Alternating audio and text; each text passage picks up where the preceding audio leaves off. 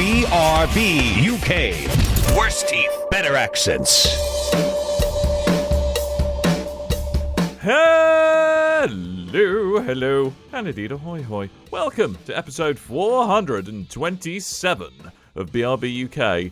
It's me here, I'm Dan, hello, and I'm joined this week by only one other person, and that one other person is Tim. Just me?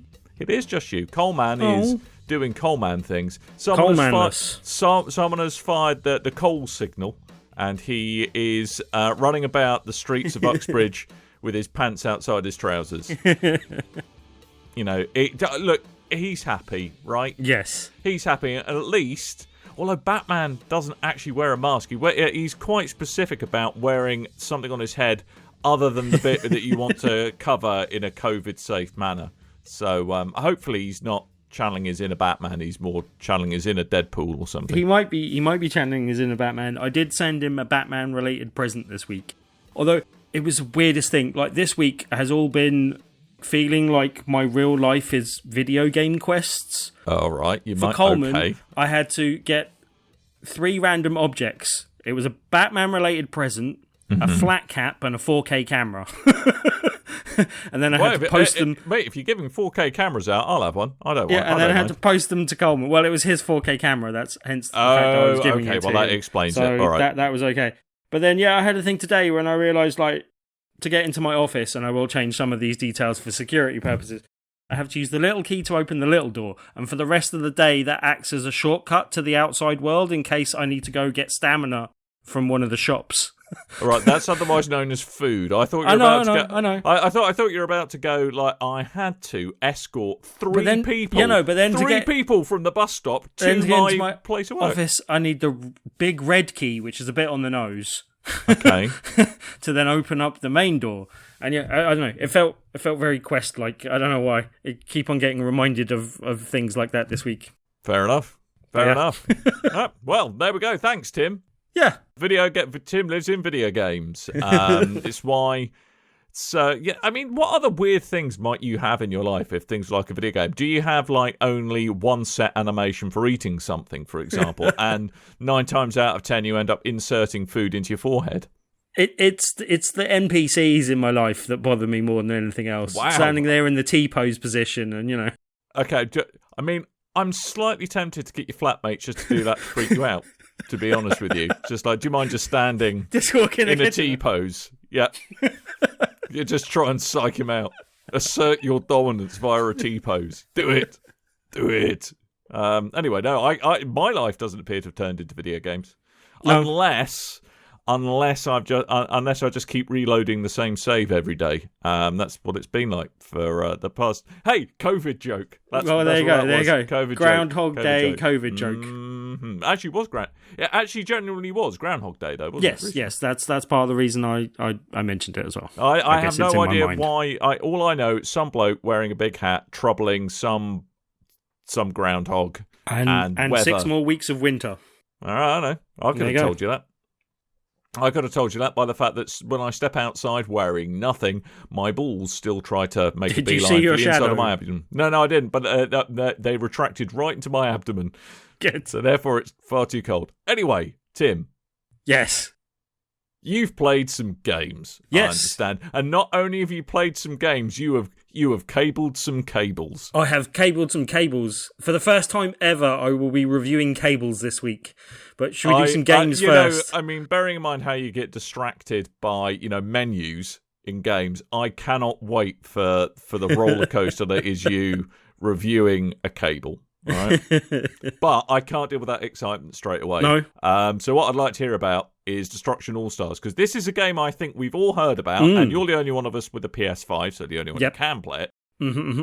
And it looks like it might be all of the good times, but until you get your hands on it, it's difficult to know. So Destruction AllStars, PS5, came out on PlayStation Plus. Mm-hmm. And it's it's a bit Fortnite-y, maybe. It's a bit Rocket League. It's a bit all kinds of beat-em-uppy stuff. So, Tim, what do you think of it? Yeah, and it's a good sort of crossover. It's definitely got the kind of arcade racing destruction derby element at its very core. But the kind of slight different path it takes is that you can and are somewhat encouraged to get out of your vehicle and run around the arena as well, basically. That seems silly. Yes, it does. But as I said, you are somewhat encouraged to do so. Basically, there's 16 different characters. Each character has a different power, what they call a breaker, on for themselves and for their individual hero vehicle, which basically you can activate your individual hero vehicle, and then it's got a breaker itself as well, basically. So hang on. So first, what question the first? Question the first. What is a breaker? It's just a special power, basically. All right, and give me an example of a special power. Well, they all work slightly differently, and everyone has a different power. Some are a bit more Hence offensive. why I asked for an example. Yes. Some are a bit more offensive, some are a bit more defensive, and some of them are a bit more like they get you around the environment faster and stuff like that, basically. So, one of the first guys that you're introduced to, and I can't remember his exact name for the life of me, but it's Ultimo Barracudo or something along those lines. Sounds suitably generic. Anyway, let that pass. He's a kind of lucha libre wrestler, and he's kind of a big macho guy, and he gets a big truck as his hero vehicle. Okay, and hero vehicle, is that the one that is? Can you get in any vehicle? But that's your. That is what you can generally get in any of the generic cars, and they come in different classes. Like there'll be a small nippy car, there'll be a big fast car, and a bigger truck, and then there's various different flavors in between.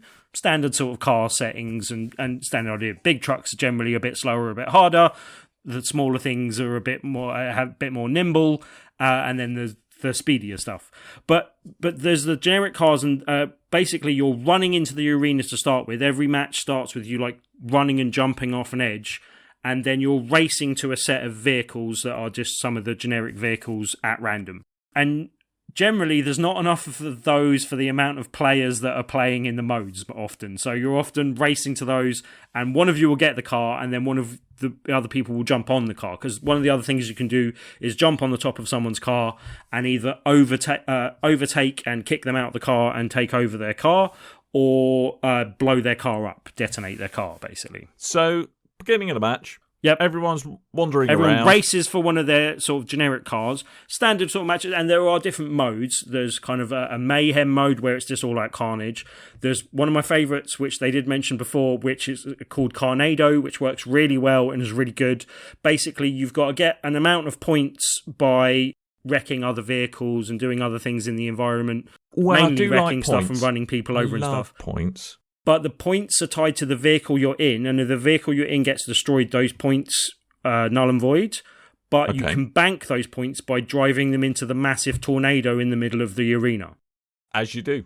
Yeah, it's really stupid, but works really well, and that's really good fun. So are all of these a free for all, or is it team based? Yeah, there's both. The Mayhem is a solo thing. The Carnado is 8-on-8 multiplayer, basically, and it sounds like they're going to have different variants of these things going down the line, but at the moment in the multiplayer mode in arcade, which you can play by yourself, or in the multiplayer modes, there are 4 main modes. There's Carnado, which I just described.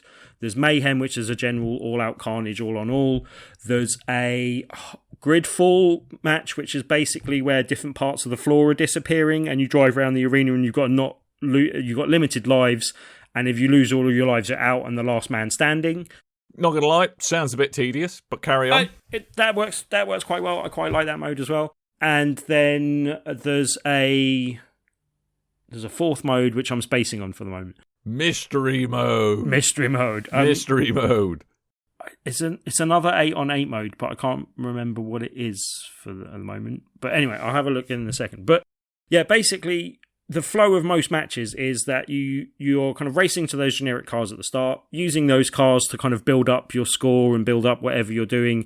You're either collecting. The other match is a 8-on-8 where you've got 3 zones, like marked A, B, and C, and you need to take control of those zones by banking gears. You get gears by bashing into people, but then you can like in a car, but then you have to get out of your vehicle to actually physically pick those gears up, and you have to get out of your vehicle to physically deposit them in the bank, and it's usually a raised platform that you have to like jump up to get there as well, sort of thing.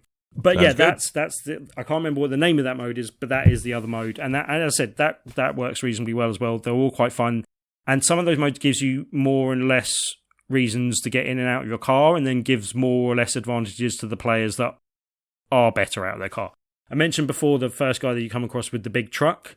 I didn't get around to describing his breakers. When he's running around, he does this weird fireworks thing that I think hurts or maybe distracts people. Sometimes it's a bit difficult to tell what your power does until you've been on the receiving end of that power. Like there's one of the powers I didn't really see when I was using it. There's a thing called smoking, but because it doesn't put any smoke on your screen, you can't really tell. There's a little bit, but not very much. But when you get smoked, you can't see anything on your screen, basically. It's completely filled with smoke, and stuff like that. So there's things that work differently, and you've got to get a good feel of like playing through and stuff like that. But that the seems ultimate a bit breaker, weird. Yeah, it is a bit weird, but I said, when you get used to it and when you know what you're doing and you know, okay, that is that person's power attacking me. At first, I struggled a bit with the game and actually dropped it down to easy because there is a lot of like, what the hell is going on? Everybody, it's like Ace Combat all over again. It is Ace Combat all over again. But then I fairly quickly put that up to medium, and I've been messing around with hard on the arcade modes, having like one a match in medium. Medium seems to be a good kind of average though in terms of and stuff like that. But it does seem that there's going to be quite a lot of balancing between different player powers. The one that I described, Ultimo, or whatever his name is, he's got like a, on his big truck, he's got like a big shield that you can raise on it with the breaker on the vehicle. And that puts a massive shield in front of his vehicle and makes it so that you don't take as much damage head on. And you can also exert more damage when you're ramming through things. Cool. You've also got, everyone has like two basic powers that are on a cooldown timer, and they work as a charge forward or a charge to one side or the other, basically. And once you've used them, it will take a few seconds before you can do it, so you can't just be spamming that the whole time, basically, and you've got to kind of time your hits. And that works reasonably well in the kind of Destruction Derby setting. That seems quite good. As I said, there does seem to be some balance needed. Like some of the more powerful characters, there's one that I really like that's really powerful and you can really easily get a good score built up with it, where it sends like an electricity field out around you and damages anyone on foot or in car around you and can hurt or kill them, basically. Okay. But you have to get in your hero vehicle and then build that power up, whereas a lot of the other people's powers are instantly available, like that shield one I described is instantly available as you get in the hero vehicle. So you can do it, and then it'll be on a cooldown timer before it becomes available again as well. So, like with the hero vehicles, then, so do they just spawn in randomly, or are they always available? That's on a bar that you have to build up. You build that up by just doing things in the environment, but also there's crystals that are throughout the environment that you can only collect by jumping around, doing a bit of parkour, and kind of picking them up and get down. Jump up and get down, and you have to be on foot. Really. You have to be on foot to pick those up. You can only pick those up. You can't jump in a car, can you? That's one way to get exactly. Well, you can kind of go off ramps and stuff, but you can also do things where there's some of those crystals that are harder to get to, where you can literally throw yourself out of your vehicle and kind of aim at them as you're going.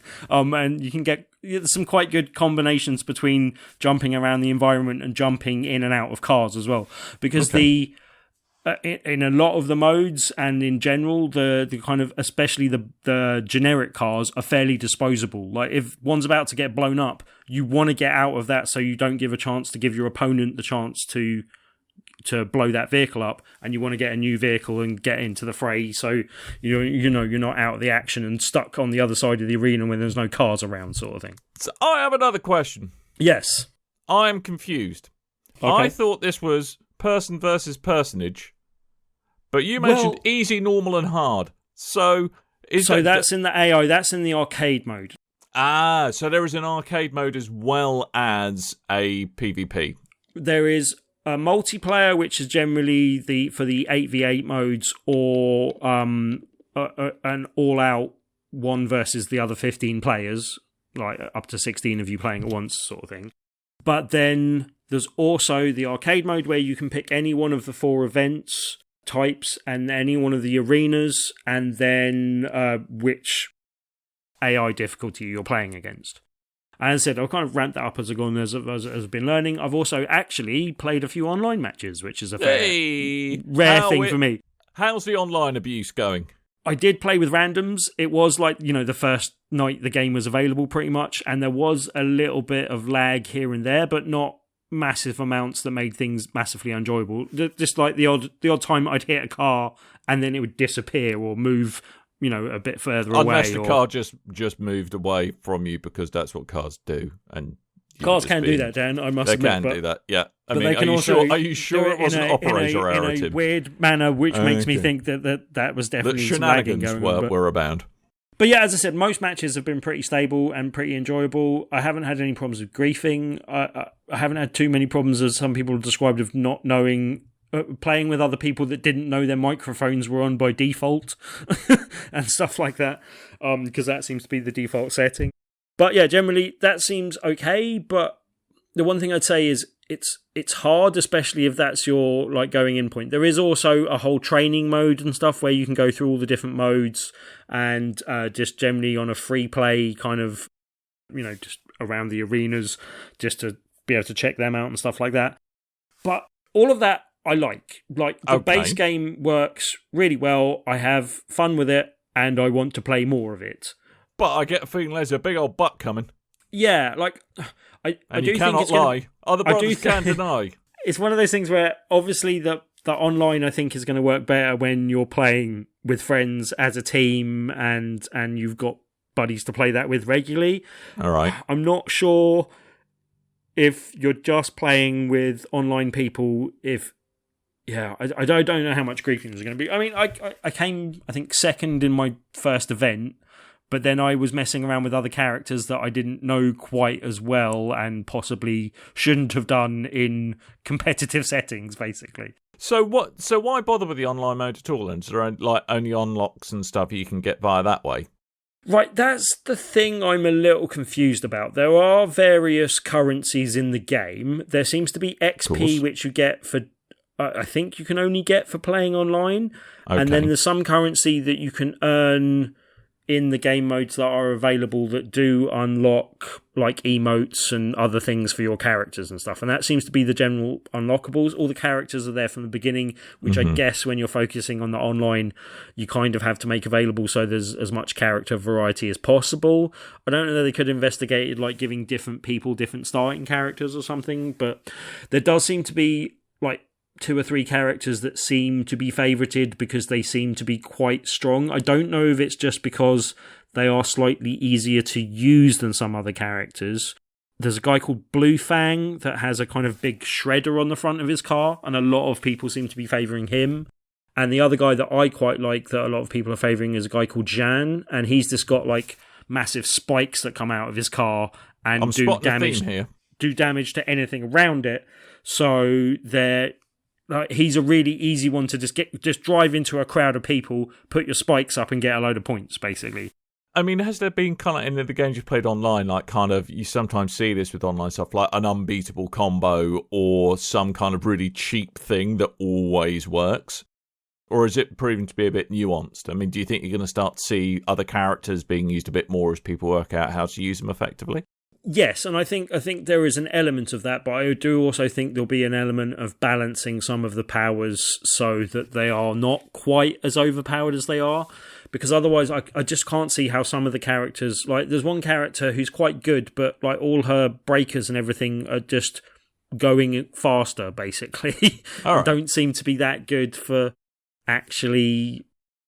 For the online modes that you'll be playing in, I can't see how that's going to be very useful at any one time. You can get away from people a bit more easily, perhaps, but I just can't see, most of the more aggressive breaker powers, I think, are going to be overpowered compared to other people. The one thing I say where that does balance out a bit is that some of the characters are faster or slower in the arena as well. So when they're actually on foot and stuff like that, it's more difficult for some of the bigger, heavier, chunkier characters to actually get up onto the platforms and get around the arena. The one thing is when you activate your breaker, it makes your character a bit more agile as well. You get a double jump that means it's easier to get around the arena and stuff as well. I have another question. Yep. Imagine, if you will, Greta Thunberg is playing this game. We all know Right. she is an eco-warrior. She loves being an eco-warrior. Given half the chance, she'd rather eschew her motorised vehicular mobile and go on foot. Is that a viable option in this game? Could you just go solely on foot if you wanted to? Again, if you have a power that is more aggressive and damages vehicles, that will help. But you do also get points for dodging other vehicles, and that's something you can use to your advantage. But I would say it's more of a... It feels like something that they could encourage more by giving you a greater reward. The risk doesn't quite give you the reward, or the reward isn't quite worth the risk, basically. But yeah, as I said, right, that's mostly good things and mostly good stuff. And as I said, I kind of like the cycle of going in and doing a bit of damage and then getting your on-foot breaker, and then you can run around the arena a bit, and then you build up to get your special vehicle out. You get that out, you get a load of damage for that. And that kind of getting through that cycle as quickly as possible is a good route to success. And I enjoy that and enjoy some of the variety of the different drivers. There's at least like 3 or 4 people that I like to use at the moment, even though I think some have advantages over others. The one thing that I'm really disappointed on is that I like this game. I think if you remember, I was looking forward to this game and I was prepared to buy it as a launch title when I thought that might be a possibility. Yeah. Later, it turned out that wasn't, and then it got delayed, and then we got the announcement that it was coming free. I need to channel money in a Coleman here. Right. Free. Yeah, free in inverted commas, because it comes with PlayStation Plus. Yeah, there we go. But also, it's not like they've given you the full game like you'd get with a game in another instance. They have given you the multiplayer portion of this game, the arcade, and the practice. That all comes for free. Right. And then they gave you a little taster portion of the single-player content, basically. Right. Okay. So this is all essentially a glorified advert. This is the slight problem for me. I can understand giving the online portion away and wanting to develop a larger community. That is good. But I would have rather purchased this game for a price and know exactly what I'm getting and what I'm giving in exchange for that.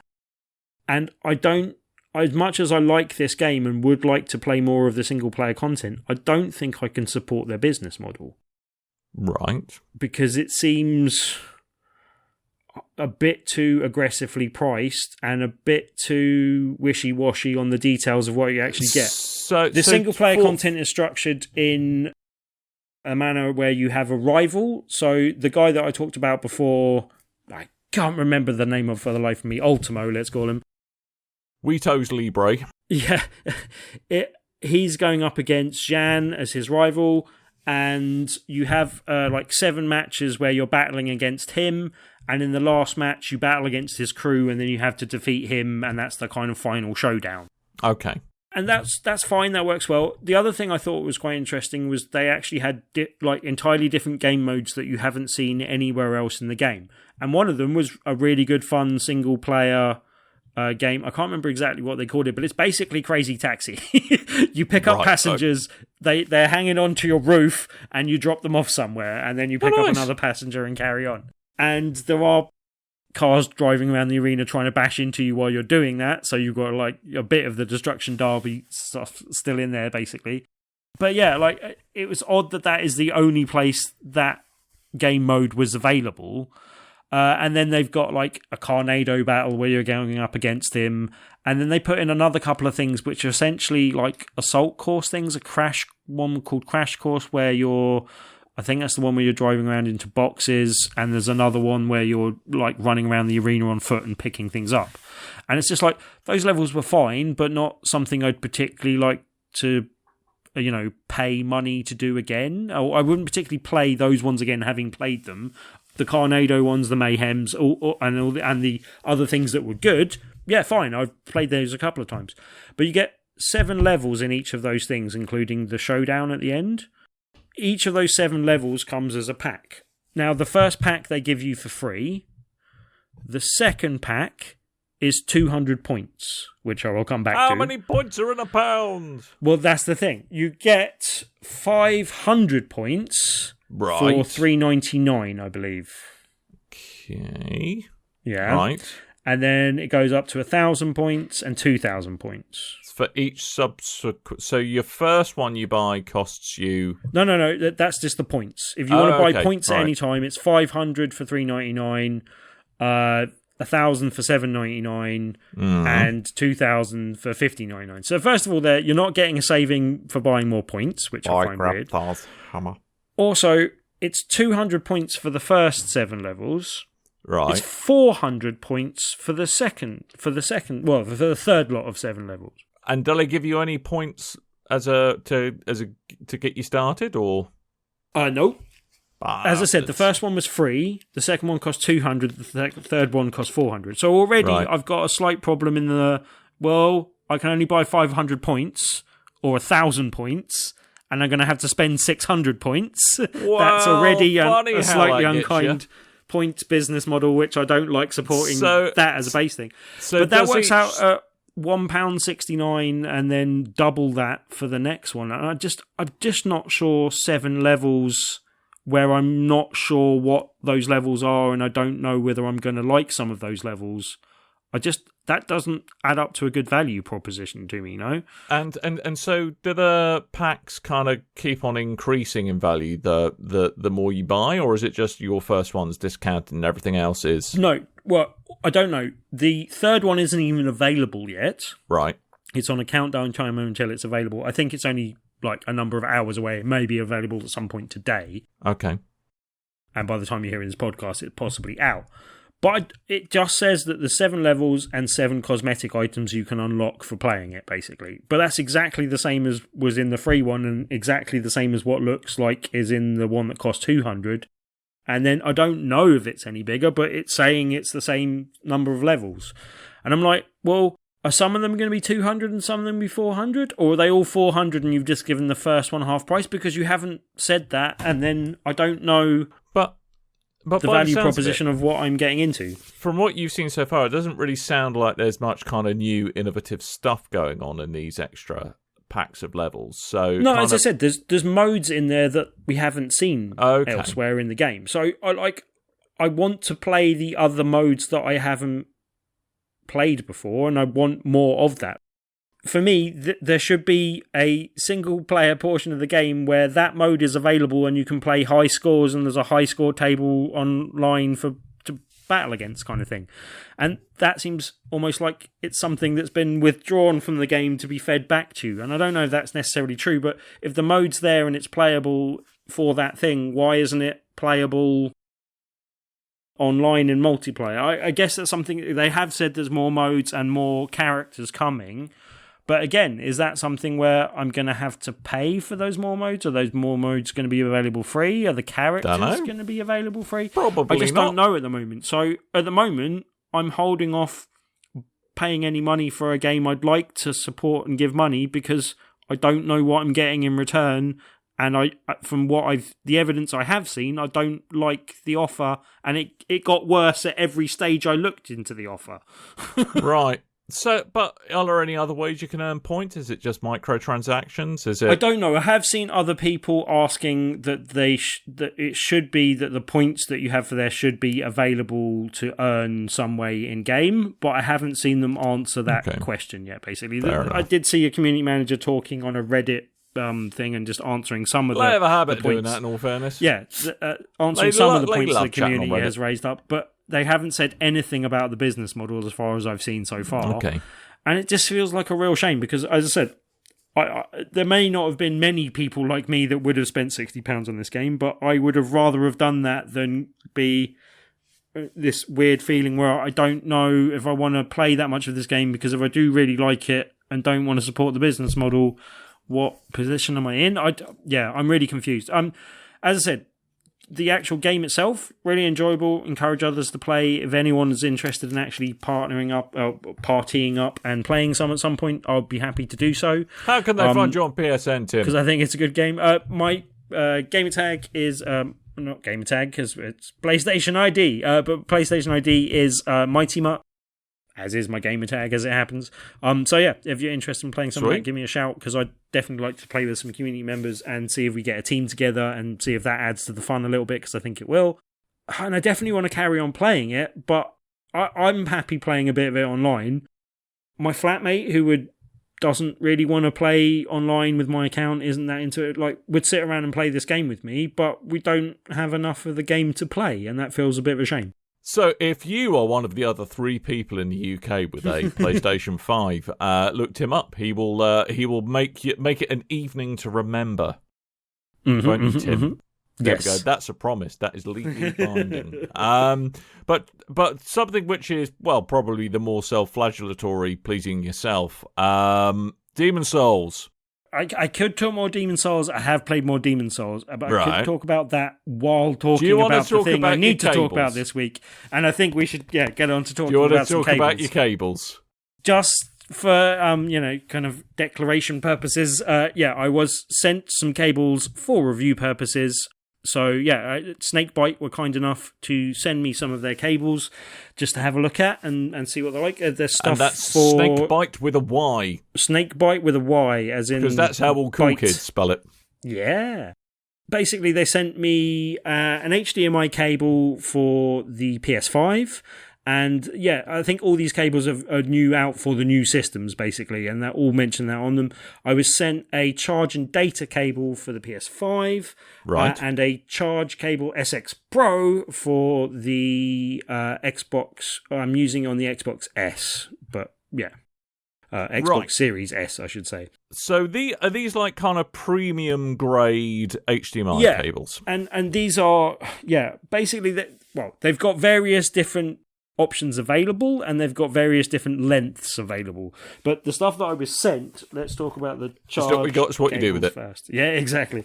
So charge cable wise, they sent me the 2 meter Pro charge and data cable for the PlayStation, and they sent me this one. Says it's the Pro, but I couldn't see if there was a difference between the Xbox and the PlayStation ones generally, but the kind of connectors on the Xbox one they sent me are kind of plastic, whereas the ones on the PlayStation one are a much kind of nicer feeling metal. Okay. And it does seem to be that there's difference in connectors as well, but then I couldn't see if there was a Pro version of the Xbox one that had this, because this says it's Pro.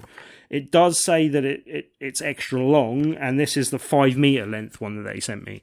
Now, from what I can see, because their prices... Yep. Just to clarify though, Tim, so the data and charge cables are presumably for connecting your controller or some other USB peripheral, and has it got USB-C on one end and USB-A on the other? So is it like the oval one you can put in either way? And then your normal USB one on the other end. And reading from the box, it is USB-C 3.2 Gen 2. Wow, that sounds modern. That sounds bang up to date. But it does also say, and not all cables seem to say this, but it does say that it does data transfer as well. Okay. And it says that comes at 10 gigabits per second. That is fast. That's a lot of bits. That's a lot of bits. So that's 10 times faster than my internet. Oh, well, and that seems like really nice. It's the cables themselves are that nice kind of corded, and it's quite a chunky cord as well. So it's really got some sort of, it feels like it's got some resistance to kind of getting, caught up on things and flexed around. The one thing I'd say is that obviously, like, the length of cable you need is kind of dependent on the environment in which you're in, obviously.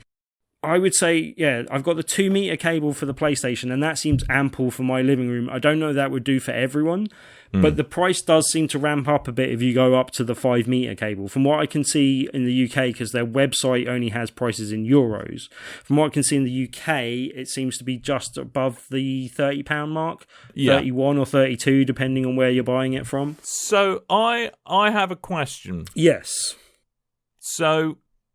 I'm going to this is probably more about the HDMI cable. Right, okay, I was going to come on to that in a second. Let me come on to that in a second. All right, so with the USB-C cable, so that's about the roughly the price they seem to be going at. So the 5-meter cable Pro is £30. Yes, on as I said, Amazon. 31 to 32, depending on retailer, but yeah, around that sort of price. I recently bought a double pack of USB-A to USB-C charge and data cables made by Anker. Other brands are available. Okay. Now, I got 2 of them for £16. So, what is the value proposition here for Snakebyte? Why should I choose their cables? I would say that the 5-meter cable is excessive for most people's environments. I could literally run it round my lounge. It's a bit too long, possibly. Right.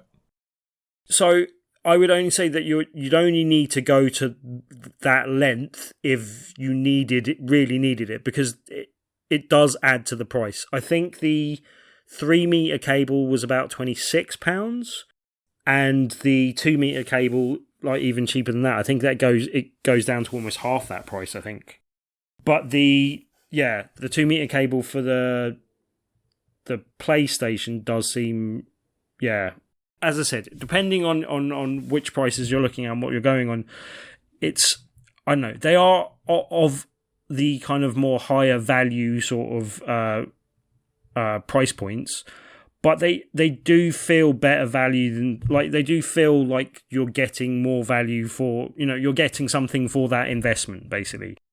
Right, in terms of lifetime warranty, anything like that? If you ever have any problems with the cable? I haven't seen anything of that nature, but just in terms of, as I said, almost the feel of the cable itself.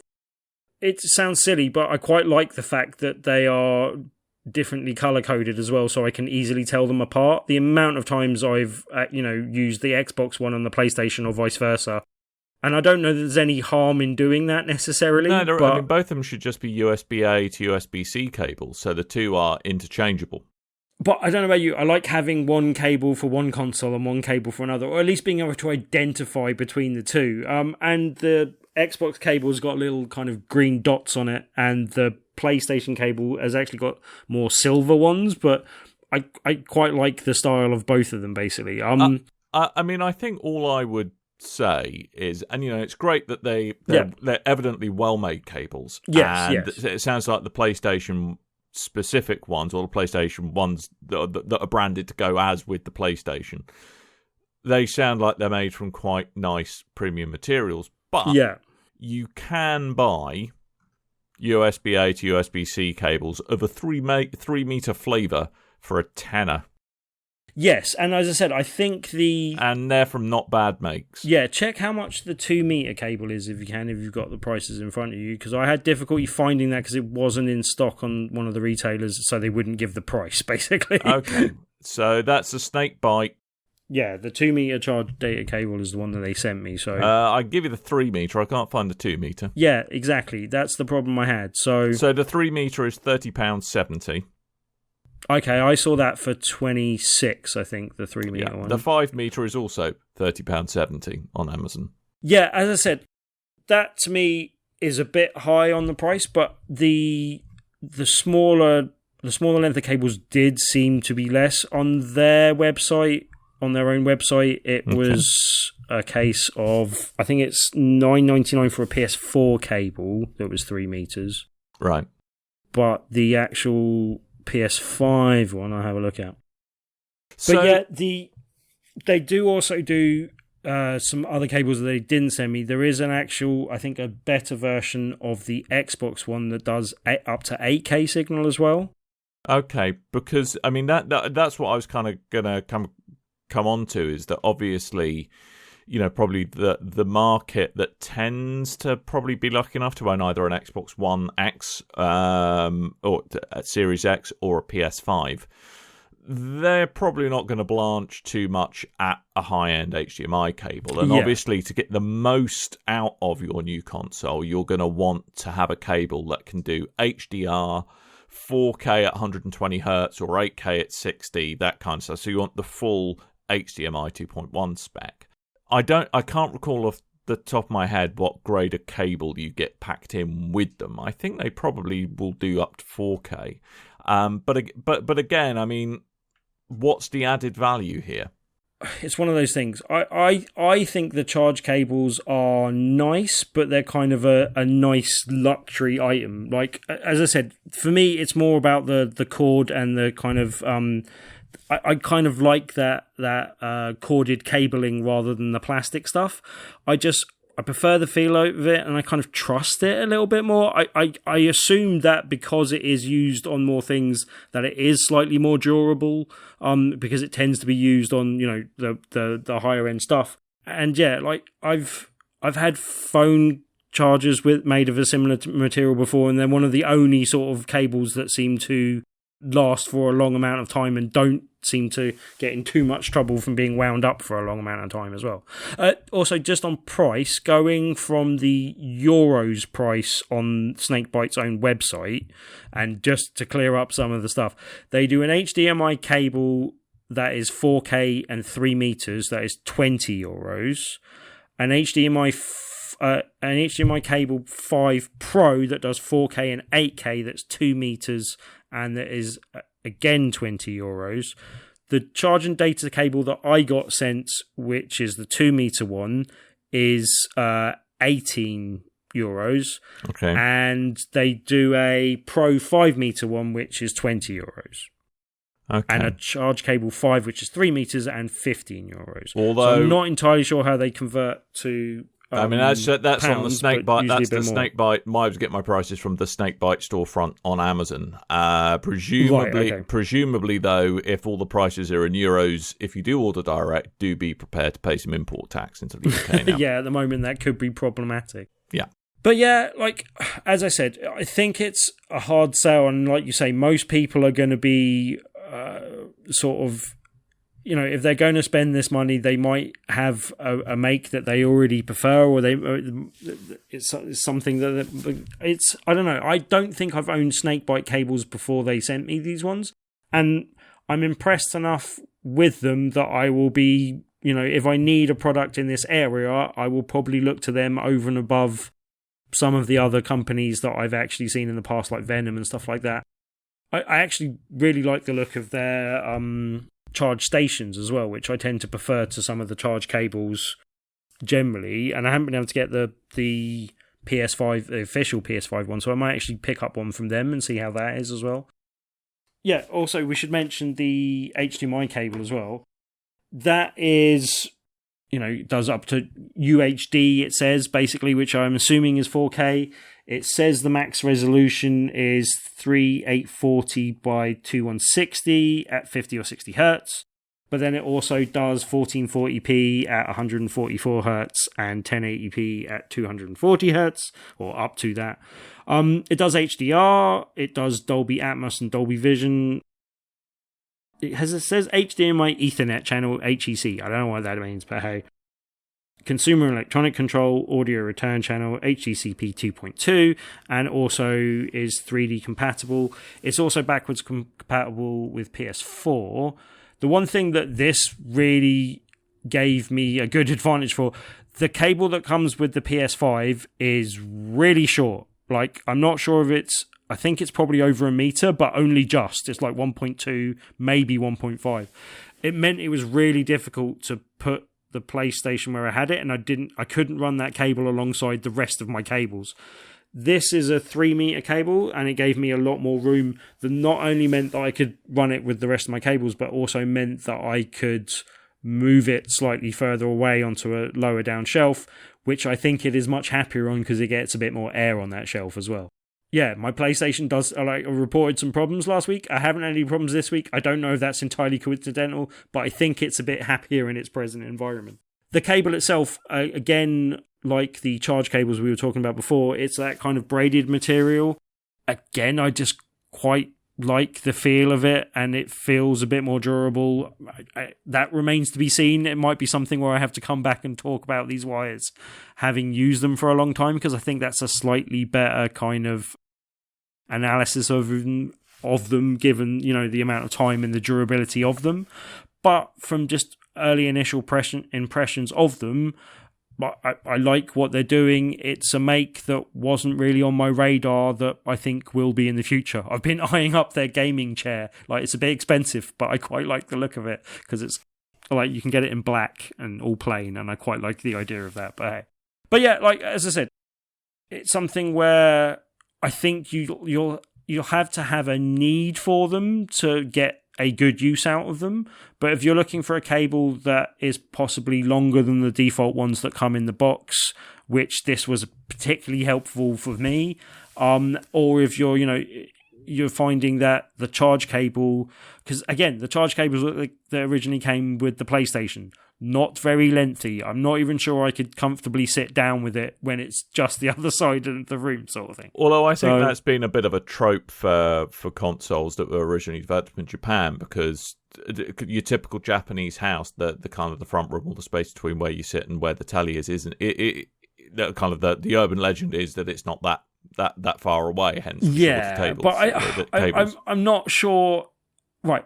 There is truth in that. I'm not sure how much that influences them versus, well, it's cheaper if they put in smaller cables and that saves them a lot of money over the 4.5 million PlayStations that they've sold. But the one thing I would say, and much low talking about cables, is riveting. That obviously that's one of the things everyone needs. They need cables to hook their consoles up to their tellies, or their consoles up to their controllers. The one thing I would say is that you should shop around, and part of it is, does this have the specs that I need? If you've only got a 1080p telly, you don't need the all singing, all dancing 140 hertz at 4K one. Do shop around. Make sure you know the specs of your telly that you're buying for. And, and obviously there's other things like, does it look nice? Do I trust the company? Yeah. What's their warranty period like? And, do bear that in mind. But, they sound like decent quality cables from what you said. But I think from having had bad experiences in previous generations, like, I definitely think there's an element of buy cheap, buy twice to some of these type of things. The best value is not always the cheapest, after all. No, exactly. And poor man's shoes arguments and all that type of stuff. But I do think, as I said, this is a company that is now something that I will look out for in the future and know that, okay, I might have to spend a couple more pounds to get it, but it at least feels like I'm getting a perceived amount of value for that extra money, and I don't mind that. So, yeah, like as I said, it solved a few problems for me this week, and has done a few good things, basically. So the next thing I was going to talk to you about, and I was going to ask you a bit more about Demon's Souls, but I think I'm just going to limit it to this. Did you play Demon's Souls using these cables? Yes, I did. And okay, that's all I want to know. Fantastic. Especially as my HDR seems to have been turned off for some time, possibly since I got my new replacement TV, but still. Lovely. Well, I mean, again, I did have 2 games to talk about, but I think we're probably just going to have to get to the news because Tim's talked to you about cables for 25 minutes. Well, yeah, but sorry, it was necessary. I wouldn't mind hearing about, both of those games from you at some point. I am interested. Yes, so the cliffhanger of Dan will talk about this at some point is Tetris Effect Connected. I think the quick summary is it's Tetris on mind-altering drugs. I love that game. It's great.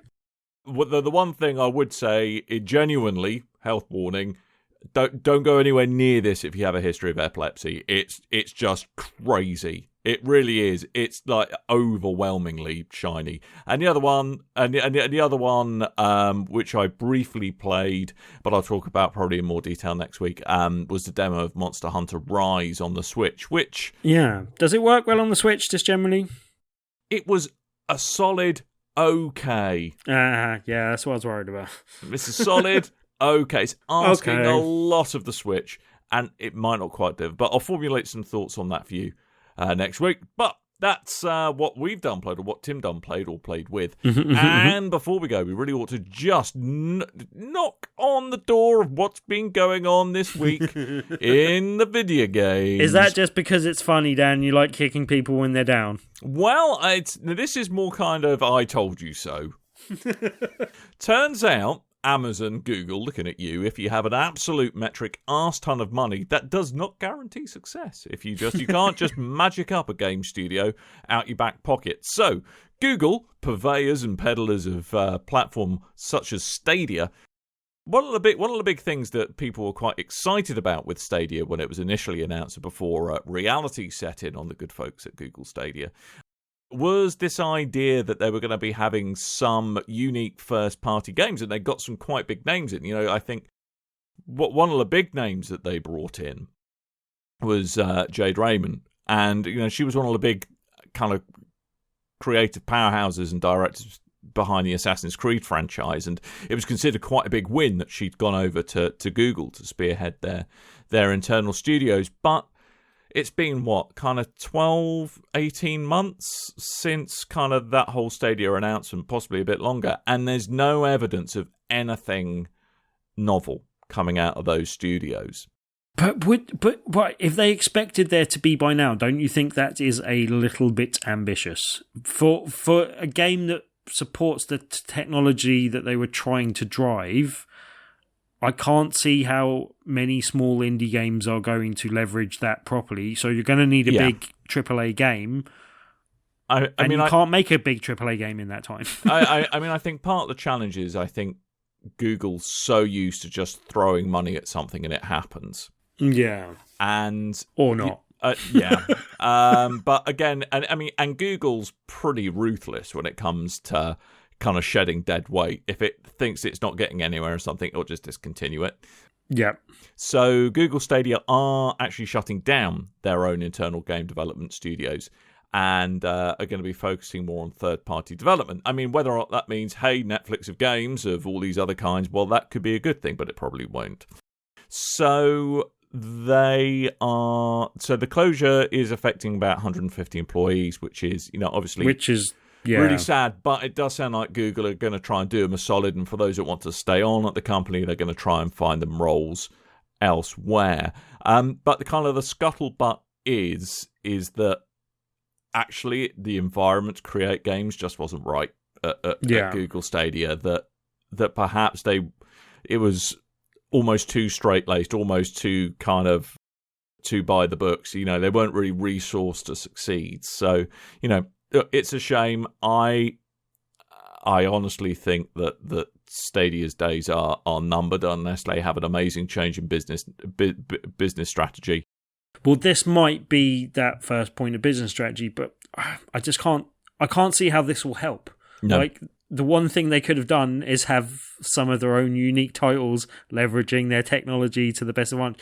The one thing we will say, I haven't seen many people talk about, but we just don't know how far away from actually delivering a game. As I said, I don't think it's reasonable to expect something in this time period, but we don't know what state they were in. They may have been showing stuff off and going, we will have this ready in 3 years' time. And someone just said, well, no, we just don't know.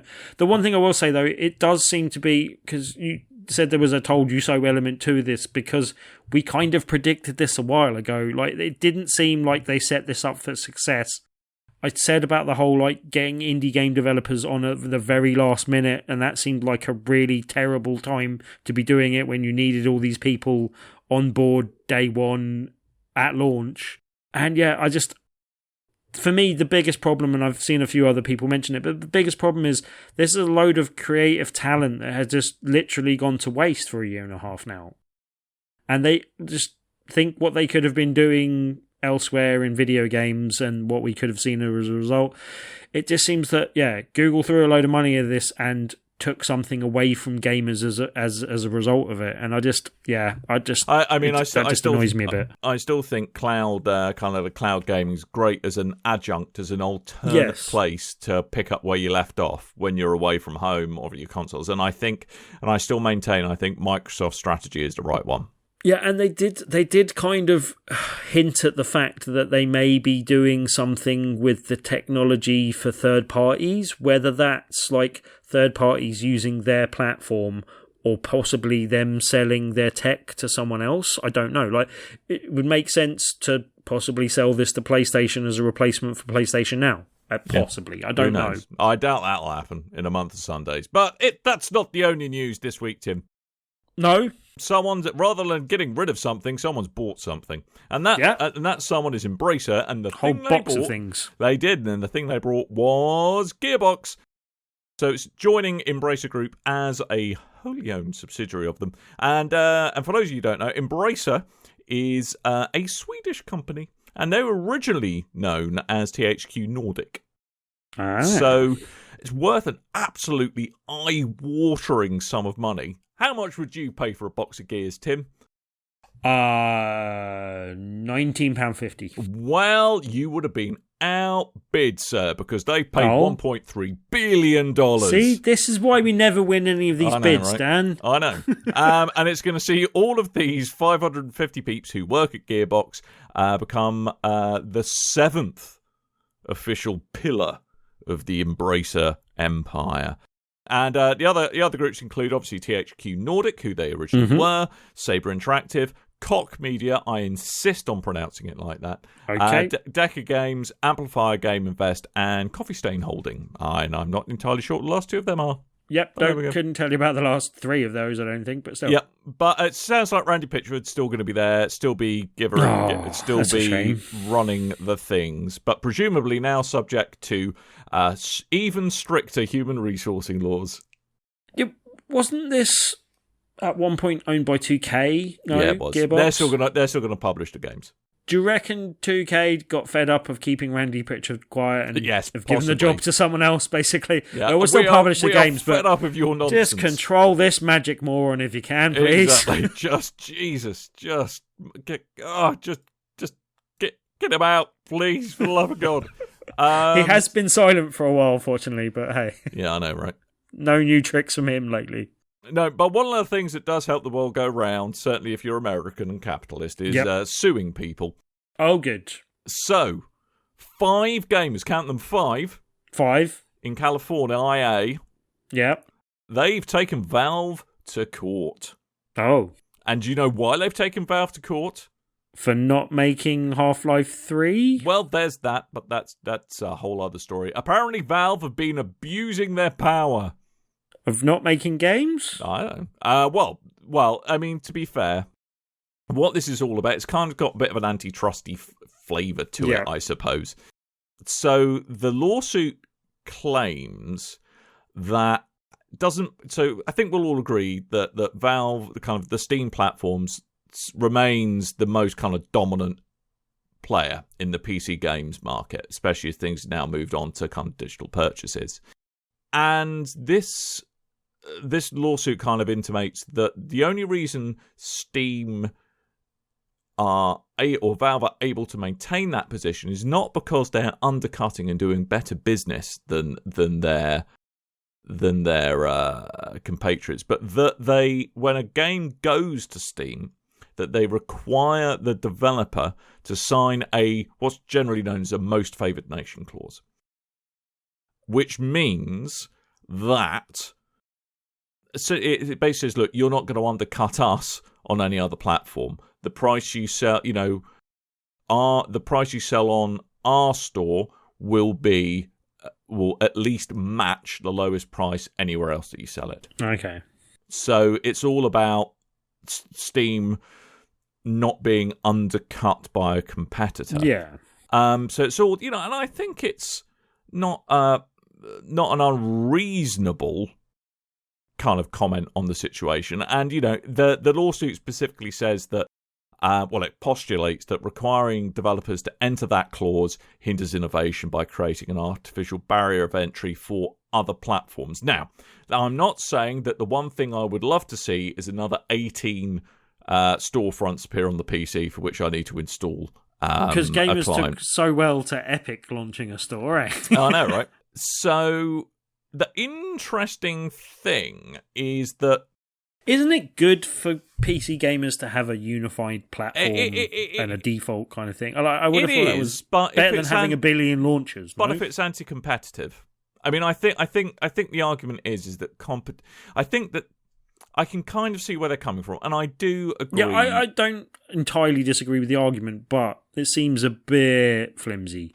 It is, but I mean, the other odd thing is that they're including they're kind of roping in a bunch of other companies as co-defendants, also pointing the finger at Lem. Basically, it's like CD Projekt, Ubisoft, K-Champ, Rust, Devolver Digital. They're all included as co-defendants, and with these guys who filed the lawsuits, basically saying that, oh, well, you're just as guilty because you kind of agree with what Steam are doing. I mean, I guess you could argue that this is tantamount to price fixing as well. Like, there is that.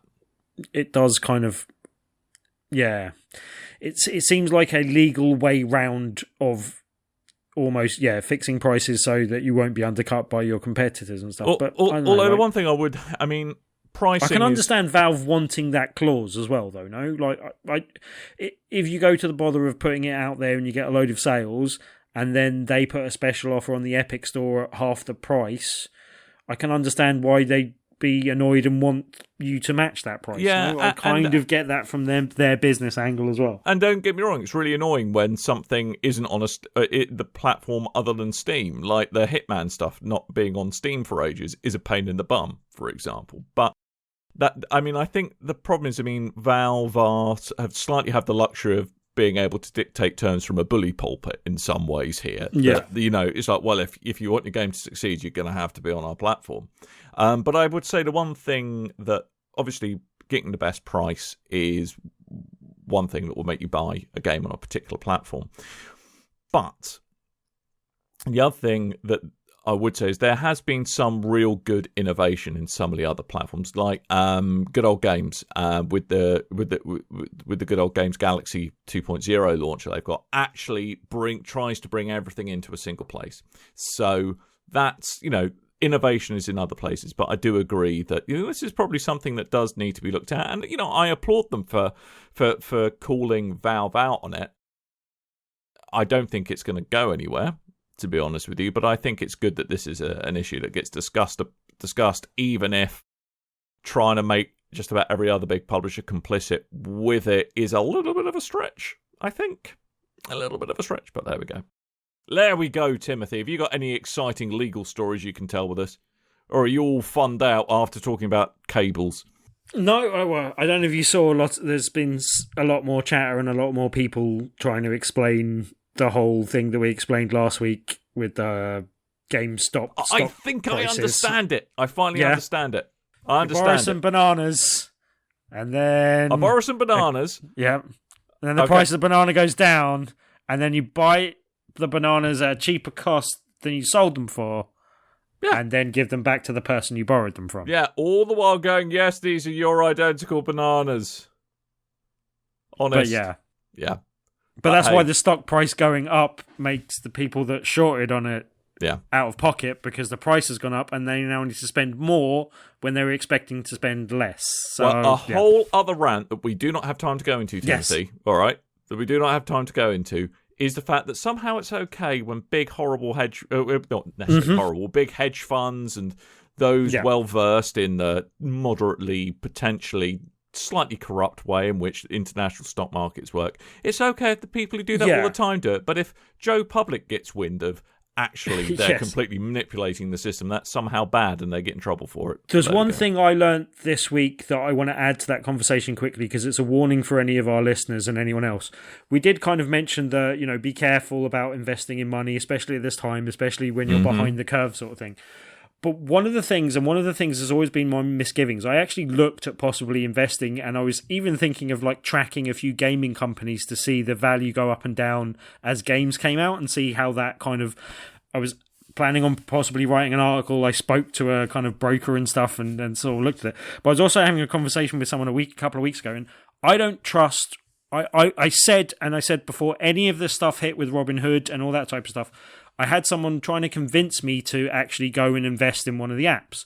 And I said to them, I don't trust those apps because I don't believe in the primary thing. The stuff that they've been hung up for this week is democratizing investment, basically. And I don't think they're doing that. What I think they are deliberately doing is having a portion of the market be sluggish to react so that they pick up the bill when more informed people are able to get their money out quicker and therefore not gather as much losses.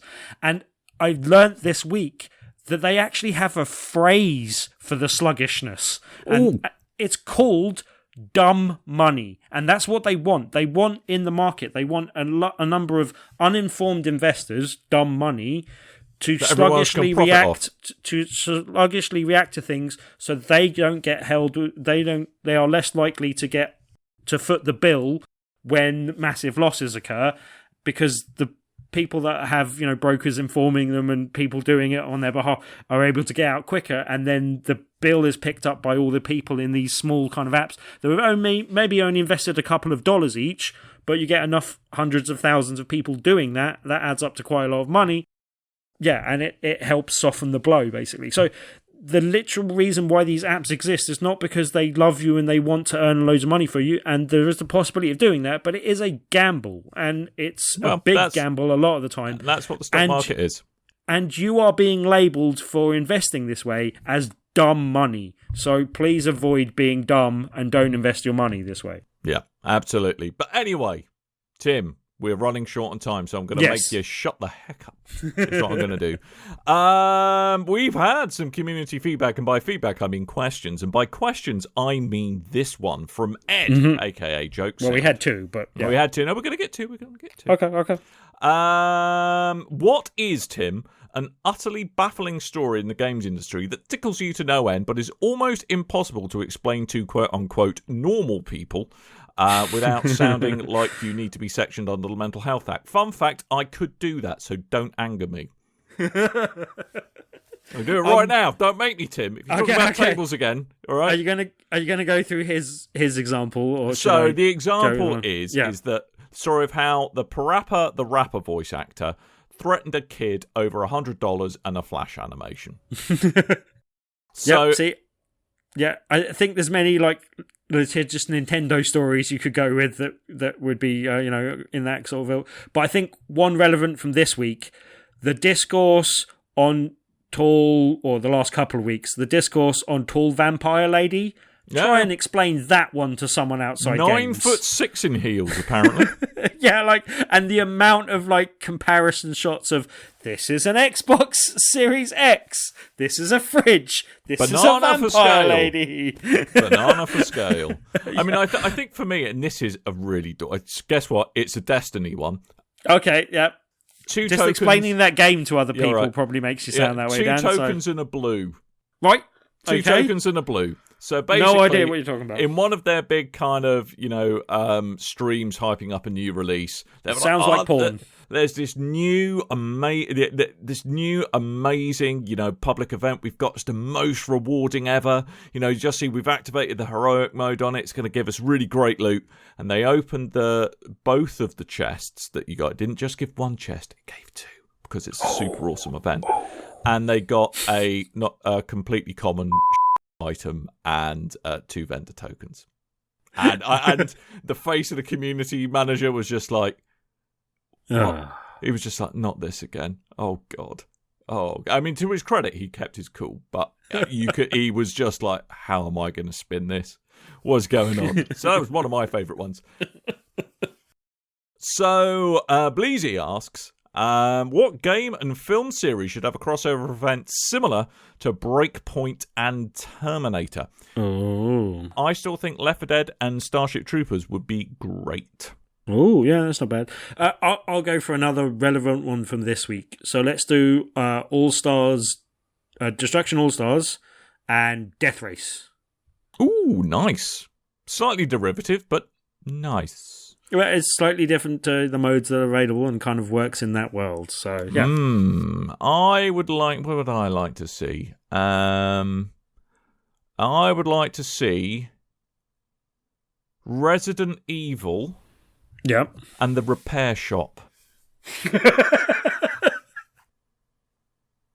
Yeah. Yep. And I'm just going to leave it at that. I would just like to see them trying to fix the dystopian world, or probably the OG Resident Evil. It was in the manor. Like, everything's a bit decrepit, and they're trying to fix everything in there. I just want to fix this typewriter so I can play my from game. Code Veronica. That's what I was going to say. Please fix the typewriter so I can save again. Yeah, exactly. So that would be my crossover I'd like to see. So anyway, I think that is about it. There is some news we forgot to talk about this week, but run out of time. I'm sure Coleman will join us and want to talk about the Mass Effect Legendary Edition next week. In fact, I'm going to remind him to do so by typing something in the agenda. It does look nice and shiny. It does look nice and shiny, but we haven't got time. We're all out of time. No.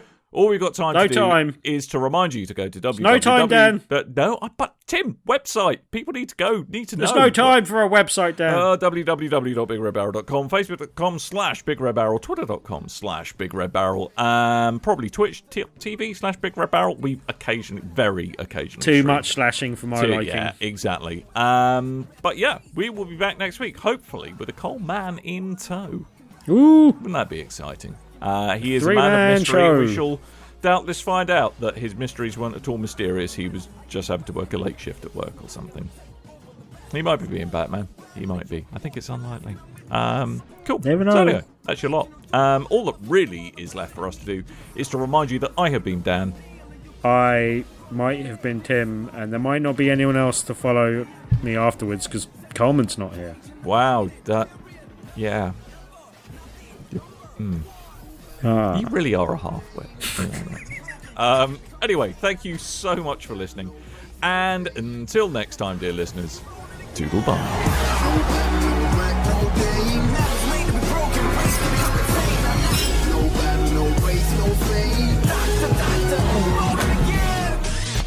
You and your ears are quite welcome for the podcasting goodness that you just heard.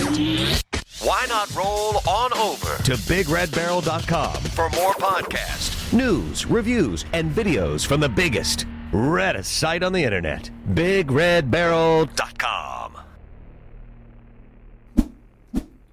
You don't just say Turrican, Dan. You say, welcome to Turrican. Sorry. Welcome to Turrican. if you were born in the 80s and had an Amiga, then well done.